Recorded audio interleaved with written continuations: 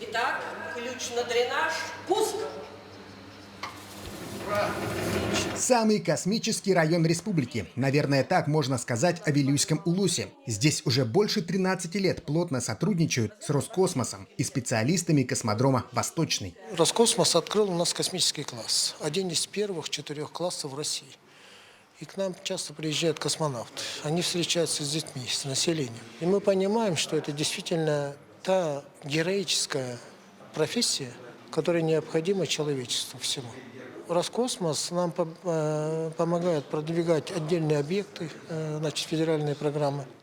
И неудивительно, что вилюйчане решили подписать соглашение о сотрудничестве и с Гагаринским муниципалитетом Смоленской области. Это родина первого космонавта Юрия Гагарина. Наше взаимодействие уже происходит на протяжении года. Будем взаимодействовать. Очень приятно, что делегация, район идет навстречу и налаживает отношения. Мы это очень приветствуем, будем рады. Сейчас мы получили приглашение на участие в гагаринских чтениях, которые традиционно проходят в день рождения Гагарина, 9 марта.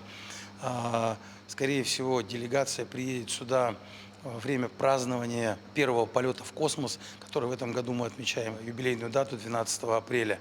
Во время визита в город Гагарин якутская делегация посетила и местный музей. Здесь представлены уникальные экспонаты, связанные с первым полетом. Вот, например, сурдобарокамера, в которой космонавты находились в полной изоляции долгое время. Так готовились к выходу на орбиту. Кто-то начинал сочинять стихи, напевать песни, и потом они приходят к выводу о том, что все-таки вот эта изоляция – это хороший способ к раскрытию талантов. Мы будем привозить сюда детей, наших, которые будут это все смотреть.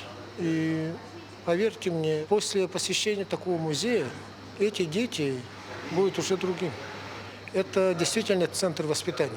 А завершилась встреча посещением дома родителей Юрия Гагарина. Кстати, в его дворе установлен памятник матери первого космонавта. Это подарок от Якутии. Инициатором монумента был первый президент республики Михаил Ефимович Николаев, большой поклонник космоса.